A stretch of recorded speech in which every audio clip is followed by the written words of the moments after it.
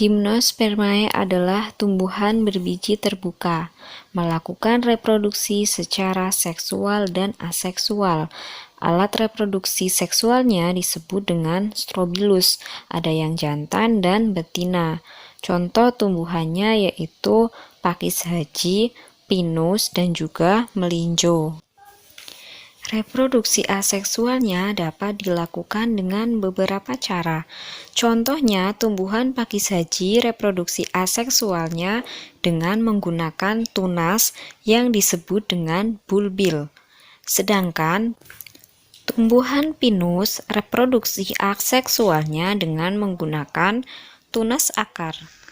Tumbuhan paku yang kita lihat seperti pada gambar berada dalam tahap sporofit karena dapat menghasilkan spora. Tahap gametofit dimulai ketika protalium tumbuh. Protalium akan berkembang dan menghasilkan antheridium dan archegonium seperti pada tabel. Antheridium akan menghasilkan spermatozoid. Spermatozoid menghasilkan sperma. Archegonium akan menghasilkan ovum atau sel telur. Sperma dan ovum akan melakukan fertilisasi dan menghasilkan zigot. Zigot nantinya akan tumbuh menjadi tumbuhan paku, tumbuh lagi menjadi sporofil, dan sporofil nantinya akan menghasilkan sporangium. Sedangkan reproduksi aseksualnya adalah dengan menggunakan rizoma. Tumbuhan lumut yang kita lihat berada pada fase gametofit. Nah, tumbuhan lumut mengalami pergiliran keturunan seperti pada diagram. Yang pertama, spora akan tumbuh menjadi protonema. Protonema akan tumbuh menjadi tumbuhan lumut seperti yang kita lihat. Tumbuhan lumut akan menjadi antheridium dan archegonium.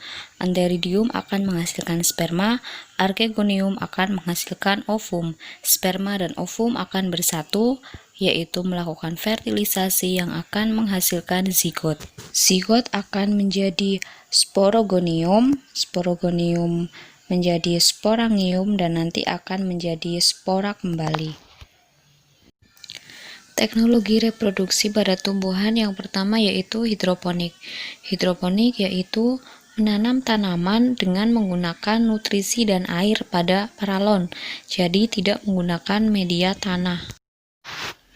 Yang kedua yaitu vertikultur. Vertikultur adalah menanam tanaman dengan cara vertikal. Nah, ini biasanya untuk menghemat lahan di perkotaan. Yang ketiga yaitu kultur jaringan tumbuhan. Teknologi ini dilakukan pada laboratorium yang steril dengan menanam bagian tumbuhan, misalkan tunas, daun, itu ditanam pada suatu media seperti agar. Reproduksi aseksual pada hewan yang pertama dilakukan dengan membentuk tunas, yaitu dengan cara membentuk tunas untuk menghasilkan keturunan. Contohnya pada hewan hidra, porifera, dan sulenterata. Ini merupakan hewan yang tidak bertulang belakang. Yang kedua yaitu dengan cara fragmentasi. Fragmentasi yaitu memotong bagian hewan yang nantinya akan tumbuh menjadi hewan yang baru. Contohnya adalah Planaria sp. Yang ketiga yaitu partenogenesis. Partenogenesis yaitu contohnya pada lebah.